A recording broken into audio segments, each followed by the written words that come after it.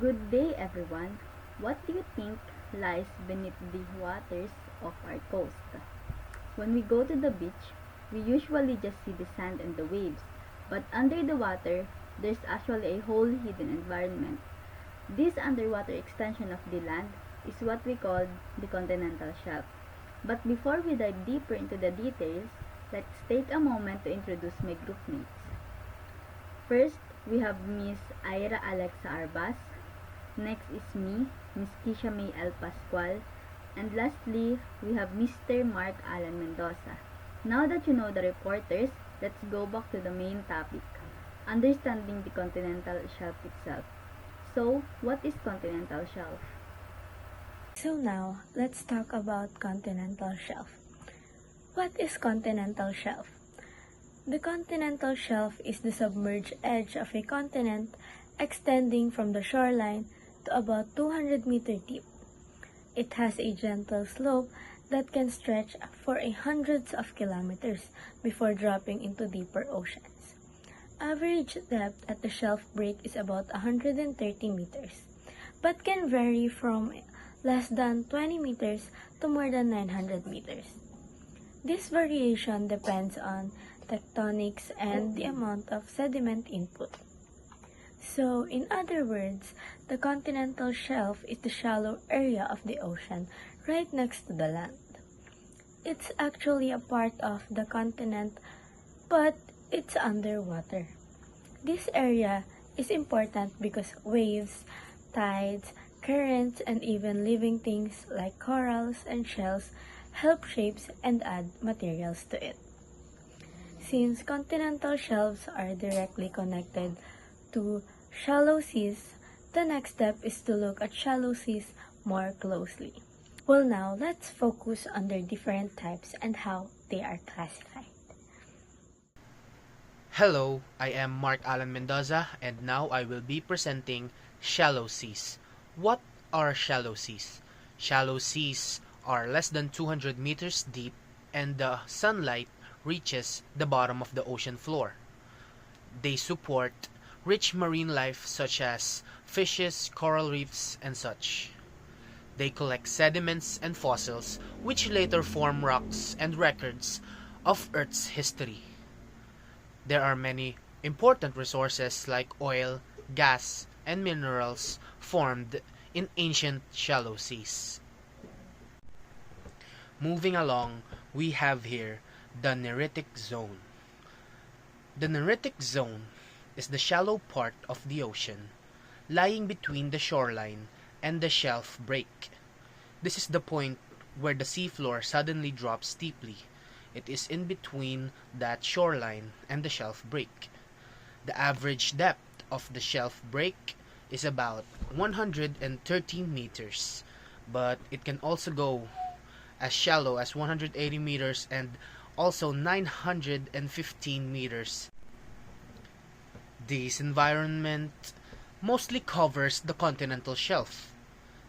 The continental shelf is the gently sloping submerged of continents. The shelf and the Neritic Zone form in what we called the marginal or the pericontinental seas, such as the North Sea, Air, and the Yellow Sea. And now, let's talk about the types of shallow seas. First, we have epicontinental or epeic sea. These are the broad, shallow seas that covers the interior of the continents. As you can see in the figure, since the epeic sea is surrounded by land on many sides, this means they receive sediments like sand, silt, clay, and organic materials from multiple areas. For example is the Western Interior Seaway that stretched from the Arctic Ocean to the Gulf of Mexico during the Cretaceous period in North America. Next is pericontinental or marginal sea. These are the seas that lie along the edges of the continents resting on the continental shelf. As you can see in the figure, they are connected directly to the deep sea, and the water exchange with the ocean is much easier compared to epicontinental sea. So, they receive sediments mainly from one side, the land side, through rivers and coastal erosions. Example is the North Sea, between the UK and Northern Europe, Yellow Sea between China and Korea, and Timor-Arafura Sea north of Australia. So now let's tackle about marine environments of the continental shelf.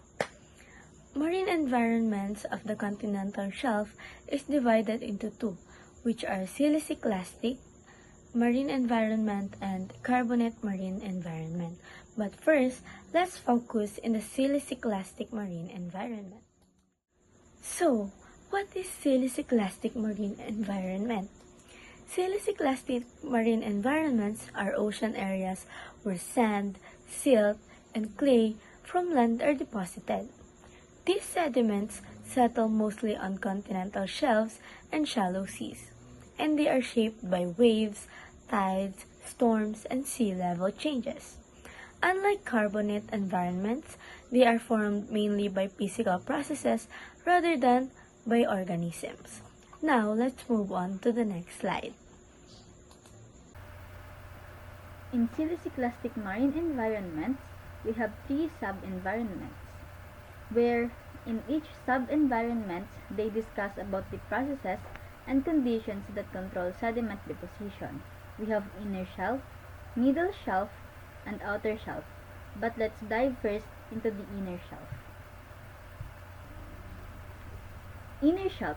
The inner shelf is the shallowest part of the continental shelf, extending offshore to about 30 meters depth. It's dominated by tidal processes, wind-driven circulation, and storm wave activity. The boundaries between the inner, middle, and outer shelves are not sharp, and their positions can shift with sea level changes. During times of greatly lowered sea level, like during glacial low stands, the inner shelf and even parts of the middle shelf can be exposed as lands. So, in simple terms, this part of the ocean is just past the beach, where waves move the sand back and forth. You can see ripples and layers in the sand, and sometimes mud settles when it's calm. Strong waves or storms can push the sand into long underwater hills called ridges. Next, let's talk about the subzone of the inner shelf, which is the shore face. Subzone of inner shelf, shore face, part of the continental shelf from low tide mark to the depth affected by waves. Sediments are well-sorted sands. Often the waves ripple, cross-lamination, or horizontal layering. In slightly deeper areas, mud may appear during low wave energy periods. Sand ridges can form from storm currents or longshore drift, 5 to 15 meters deep, up to 10 meters high, stretching from tens of kilometers, usually oblique to the coastline. So this area goes from where the lowest tide reaches out to where the waves stop moving the sand. Most of the sand here is the same size, and you can see little ripples and layers that show how the water moves. And when there's a big storm or strong currents, the sand can pile up into underwater hills called ridges, which can be really long and usually lean a little bit compared to the shoreline.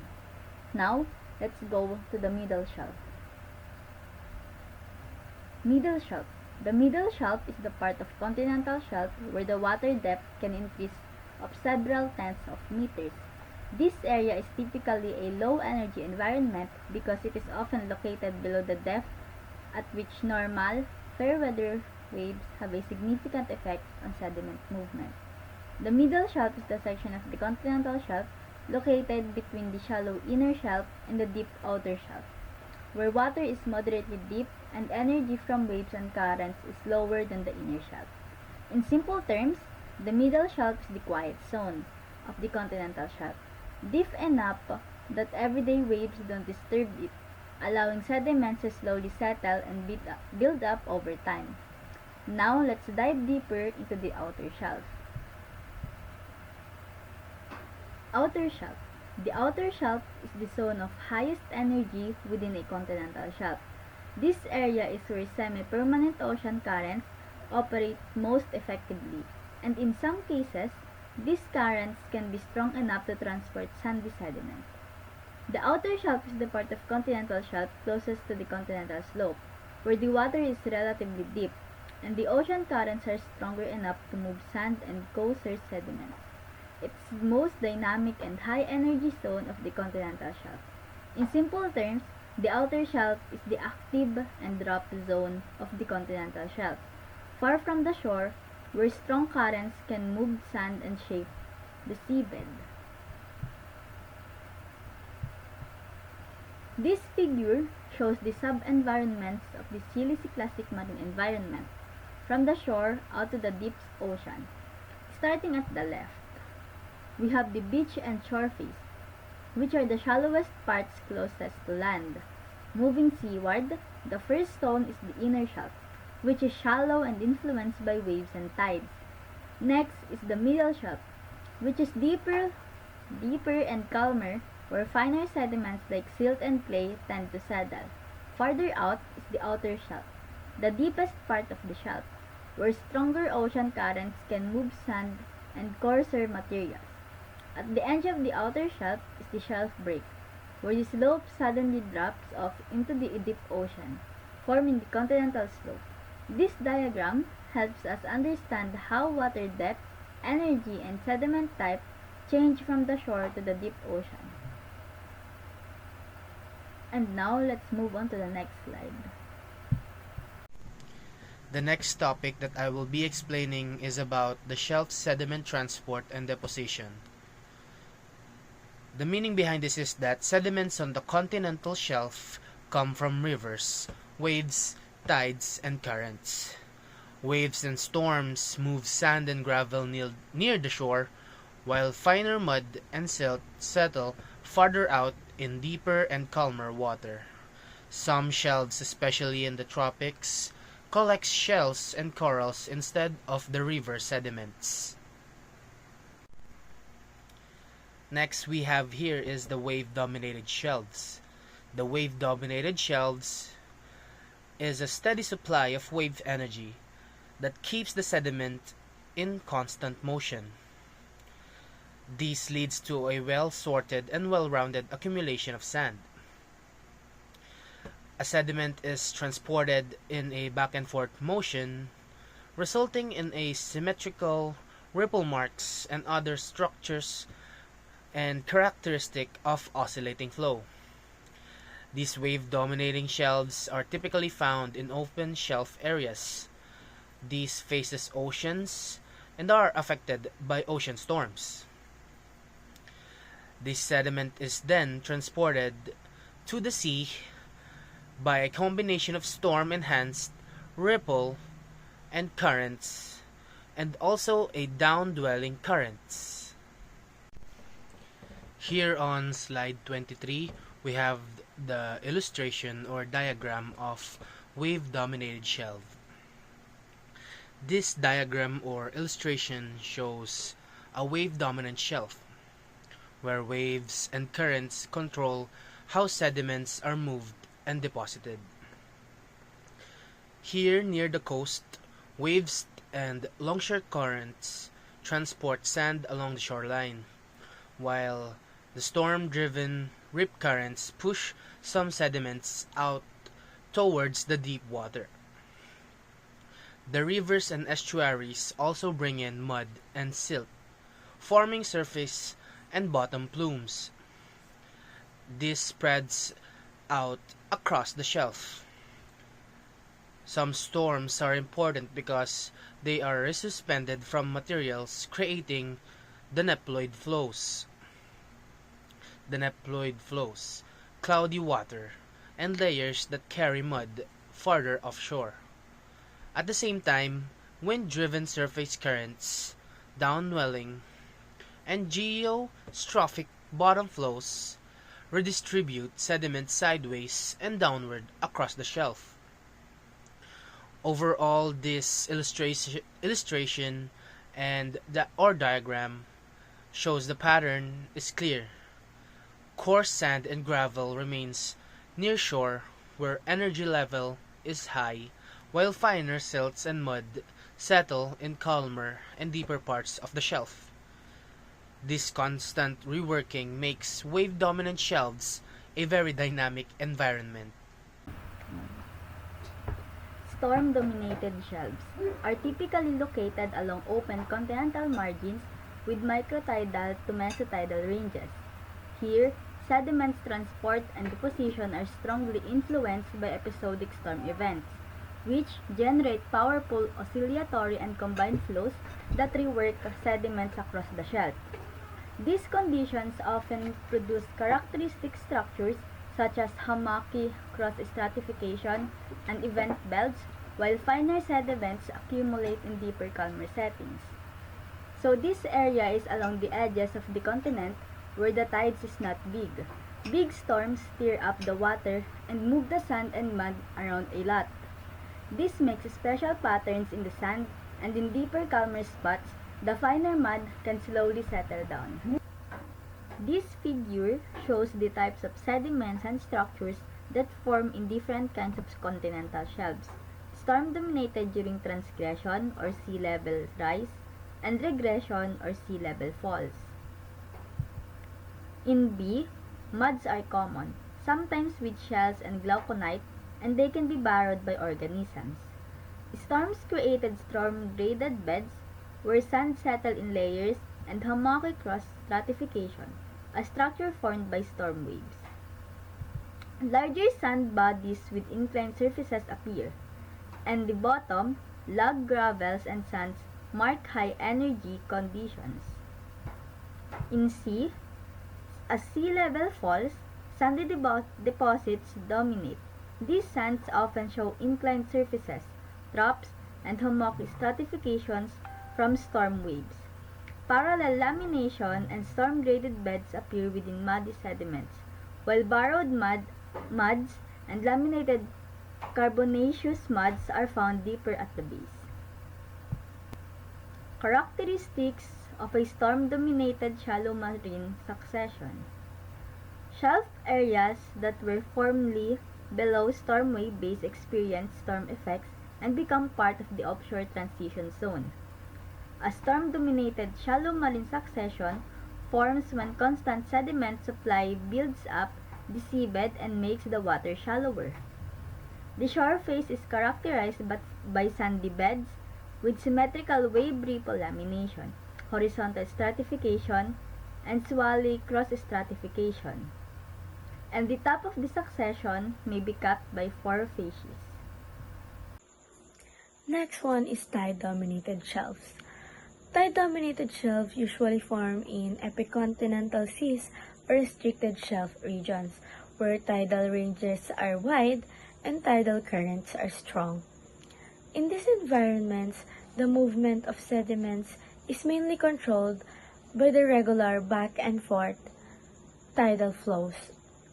This creates distinct features such as large tidal sand ridges, sand waves, and cross-bedded sands with reactivation surfaces. Although they are different in concept from storm-dominated shelves, in reality, many shelves shows the combined effects of both tides and storms, meaning their sedimentary structures often reflect the influence of multiple processes. So as you can see on the next slide, on shallow shelves, in areas with high tidal ranges, submerged tidal currents can transport sand to create a variety of bed forms, depending upon tidal strength and sediment supply. This ranges from mud-raped dunes to sand waves to longitudinal ribbons to erosional surfaces with increasing current velocity. Tidal bed forms can be tens of meters high and several kilometers wide where sand is abundant. Storm bed can be interbedded with tidal deposits and bioturbation can be well developed. So next slide is about shelves affected by intruding ocean currents. So some continental shelves are influenced by strong ocean currents like the Gulf Stream in the Atlantic or the Kuroshio current near Asia. These currents do not carry much new sediment from deep ocean, but their power is enough to shift and transport the sand gravel, and mud that are already sitting on the shelf. This movement creates striking seabed features such as sand ribbons, which look like long, stretched-out sand strips, large sand waves that looks like underwater dunes, and gravel patches. Next, we have the shelf transport by density currents. This shelf transport by density currents happens when water masses of different densities move along the seafloor. Density differences are caused by variations in temperature, salinity, or by rivers adding fresh water and sediments.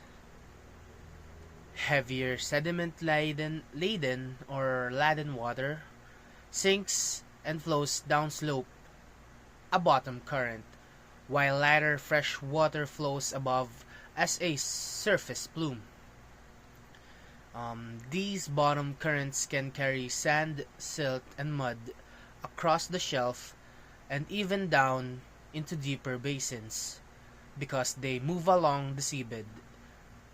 The density currents are powerful agents of transport, reshaping the shelves and delivering large amounts of sediment far offshore.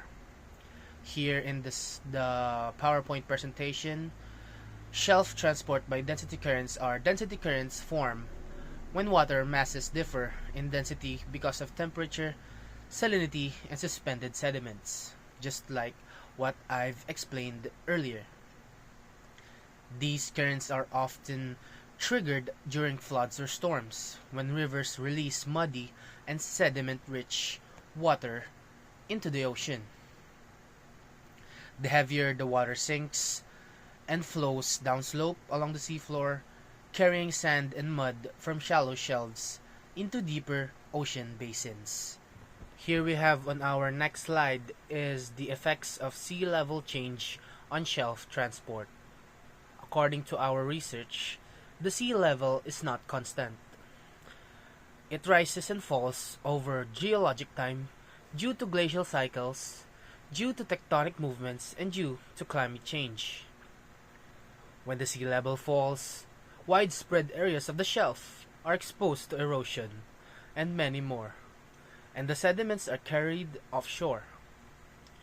When the sea level rises, the shorelines move inland, flooding coastal areas and allowing sediments to spread widely across the shelf. These many changes controls how the sand, mud, and gravel are transported, and this leaves distinct layers patterns in the geological record. So now let's talk about biological activities on shelves. Continental shelves are very biologically active zones. Many organisms live in the sand and mud, including worms, mollusks, crabs, and other burrowing animals. As they feed and move, these organisms disturb and mix up the sediments. This mixing, called bioturbation, changes the texture and structure of sediments. Bioturbation is how organisms living in sediments changes their structures and appearance through burrowing, feeding, and moving. In muddy shelves, bioturbation is usually stronger because organisms can easily burrow through soft sediments. In sandy, high-energy shelves near the shore, fewer organisms survive, so the sediments mostly show physical structures like ripples or cross-bedding caused by waves and currents. So, moving on to the next slide, we will tackle about ancient siliciclastic shelf sediments. We can study ancient shelves by looking at their preserved sediments in rocks. They often show special sedimentary structures that give us clues about the processes that shape them. One important example is Hamaki cross stratification, which forms in shallow water.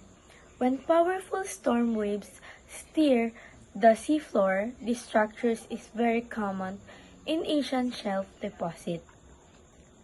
By identifying these features, geologists can reconstruct Asian siliciclastic shelf environments and understand how they developed in Earth's past.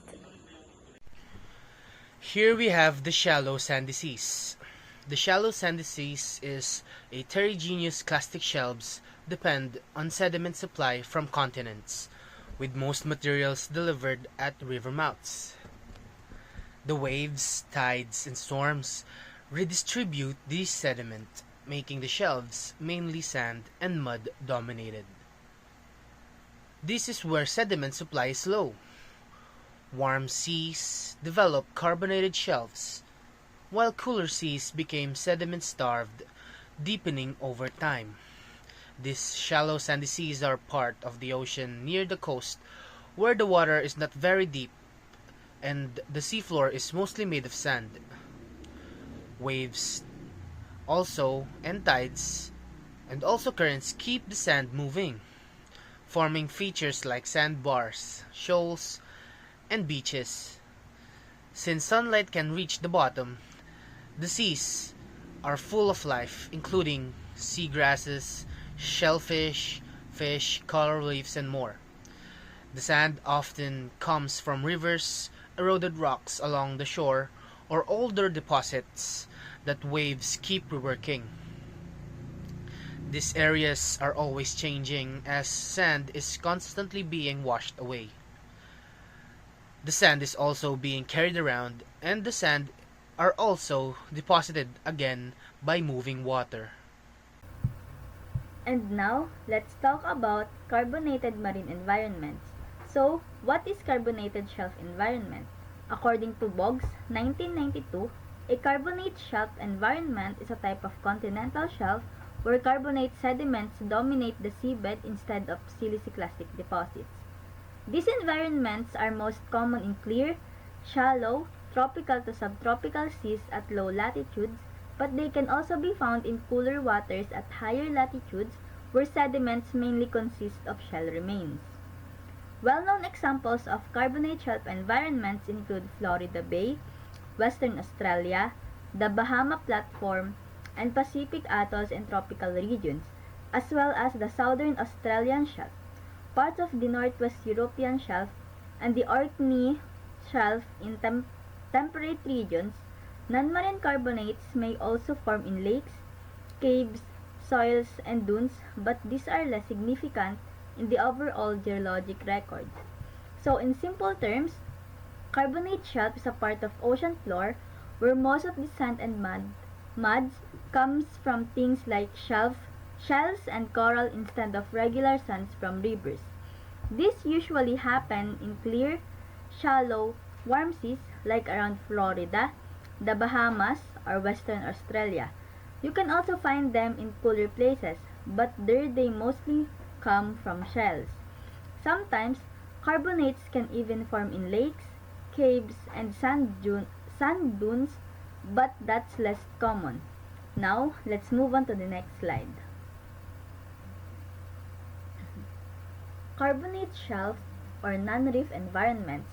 Carbonate shelf or non-reef environments are depositional settings where carbonate sediments accumulate mainly on broad, shallow platforms rather than within the reef system.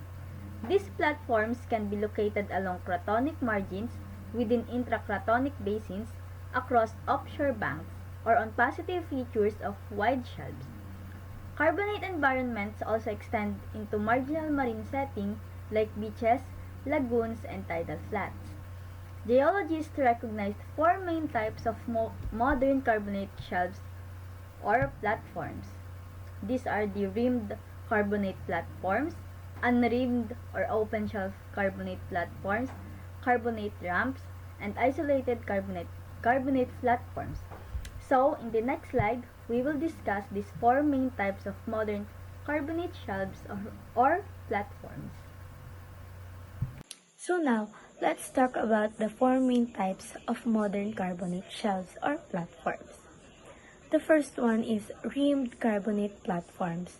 These have a distinct reef or sand shoal rim along the margin, which absorb wave energy and often creates a protected low-energy lagoon behind it. The second one is unrimmed or open shelf platforms.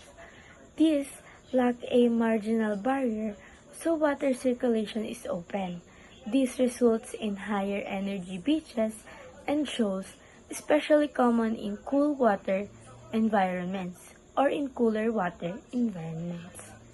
So the third one is carbonate ramps.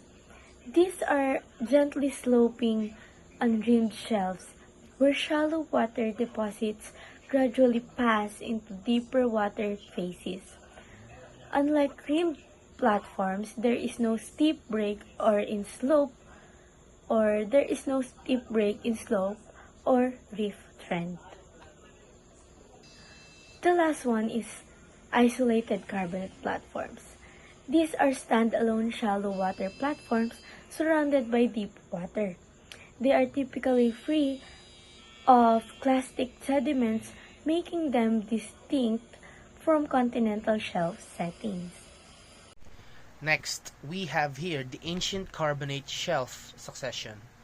An ancient carbonate shelf succession is a sequence of layered rocks that formed in warm shallow seas where most sediments came from marine organisms instead of rivers, instead of corals, instead of algae, instead of shells, and also tiny creatures. This build up limestones and dolomites over time. Near the shore, tidal flats, and lagoons. This left mud-rich deposits while wave zones and shoals formed sandy and limestones. At the shelf edge, reefs grew and in deeper areas, quiet lime muds settled. As the sea levels rose and fell, these environments shifted. This creates repeating layers. Geologists study these successions to understand past seas and to locate resources like oil, like gas, and water. Here at our presentation, the ancient carbonate shelf successions are thick layered deposits of carbonate sediments like limestone, dolomite that accumulated in shallow marine environments on continental shelves or platforms, just like what I've explained earlier. They reflect long-term depositional process controlled by sea level. These sediments supply storms, tidal activities, and biological productivity. According to our research in Boggs 2012 and other geologists, these successions often show shallowing upward cycles, meaning that the sediments record a progressive shift from deeper to shallow water conditions over time.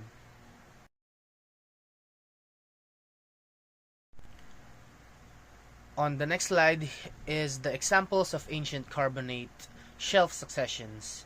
We have here the isolated platforms that we have the early to middle Triassic carbonates and Dolomite Alps from northern Italy. Here are the deposits, and it is a flat-lying succession up to 800 meters thick with cyclic peritidal carbonates and teepee structures. And according to Bossellini 1991, it is similar to modern Bahama banks. It is deposited under moderately low energy in shallow marine conditions, and beside it is the illustration for this example.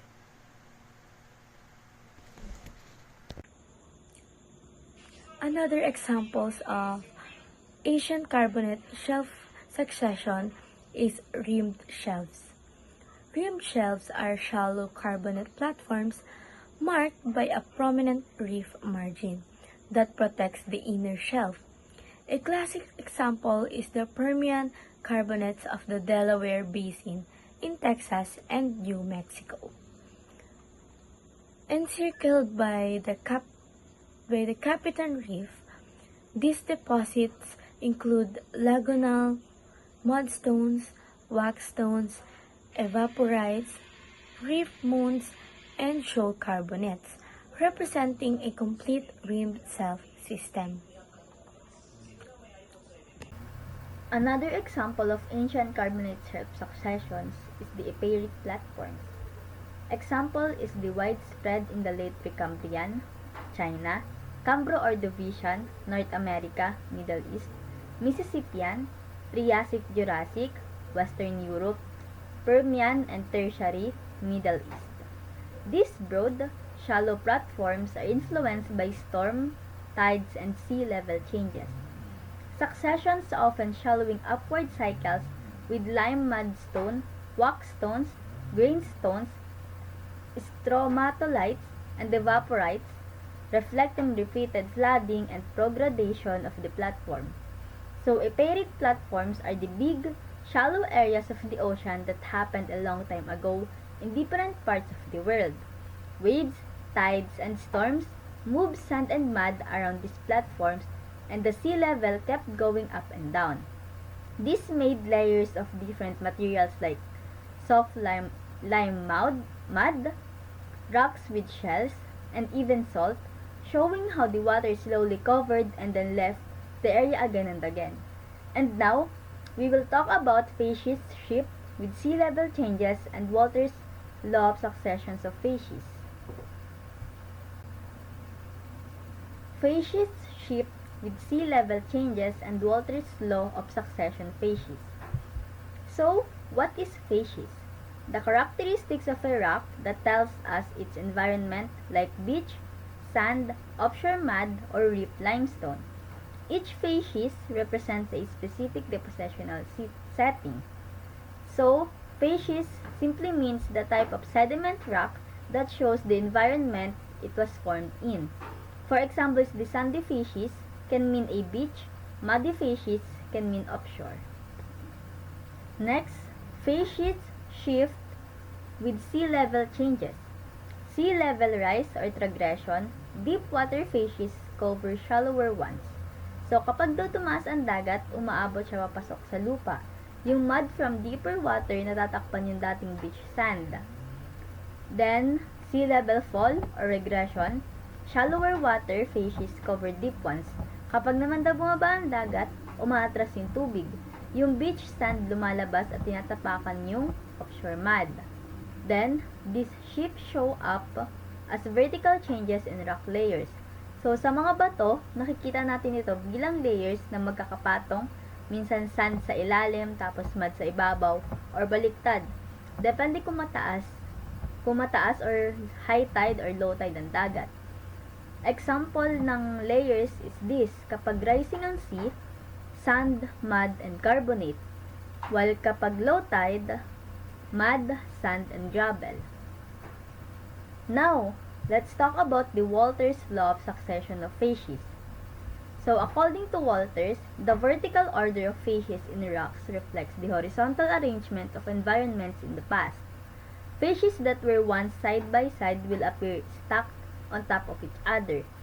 So, Walters says the vertical sequence of rocks matches the way environments were once arranged side by side.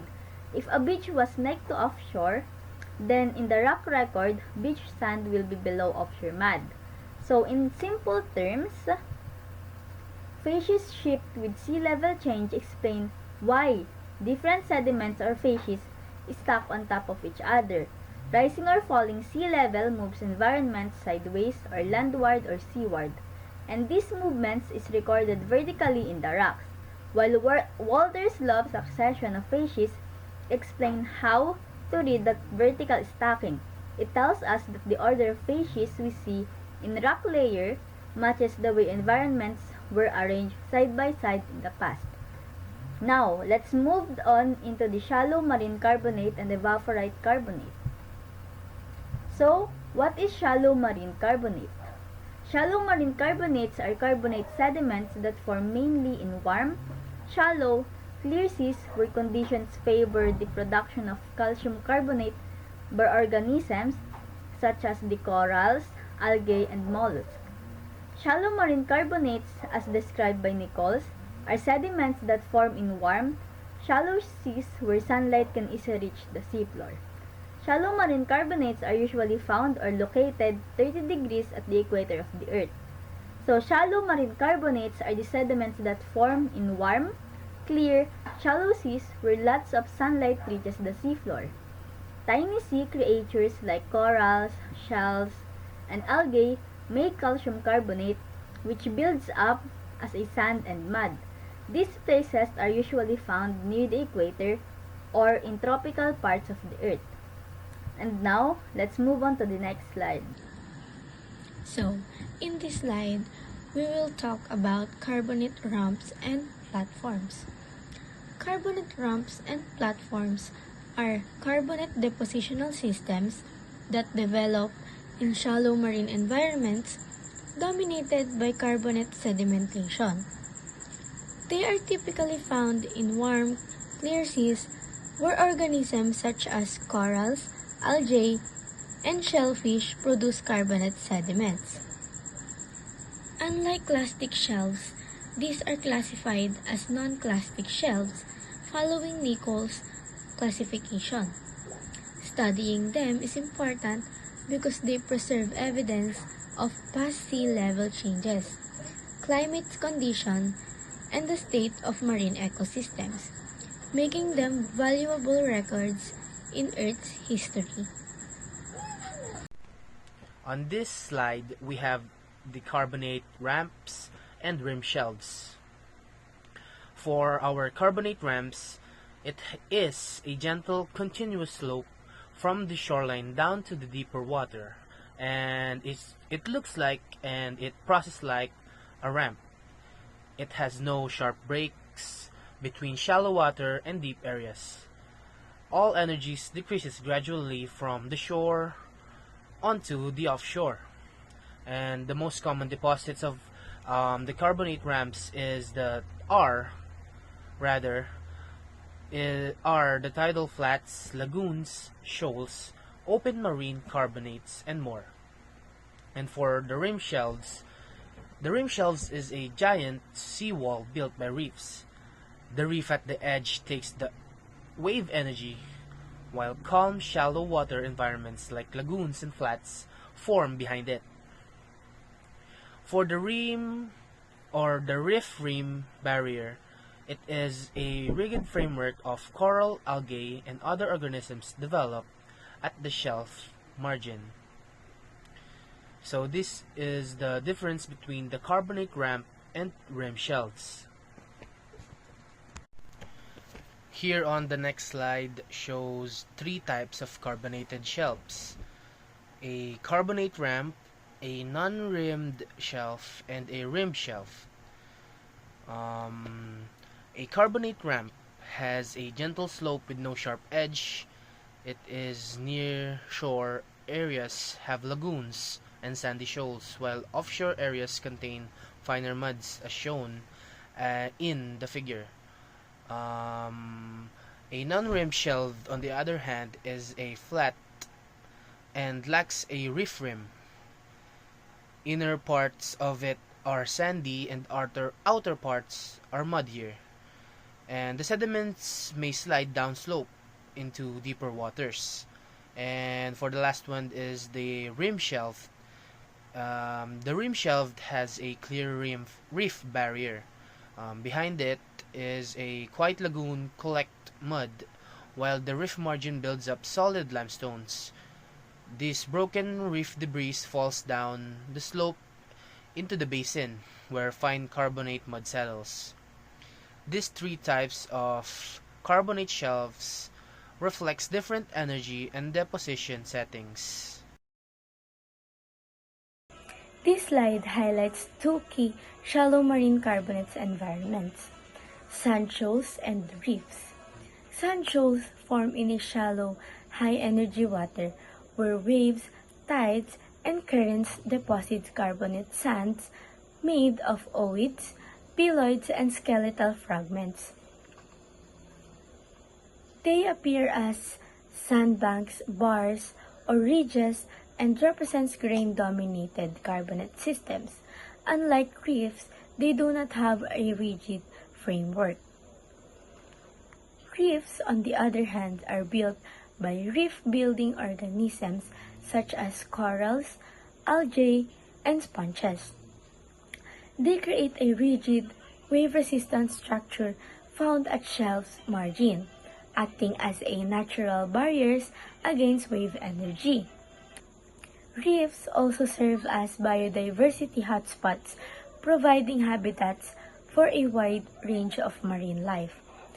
Together, sand shoals and reefs shows how different processes shape carbonates deposition in shallow marine environments. So, this next slide, we can see reefal deposits and shoal deposits. So, reefal and shoal deposits are two important types of carbonate depositional environments, but they differ in how they form and what structures they create. So, as we have said on the last slide, reefal deposits are formed by reef-building organisms such as corals, algae, and sponges.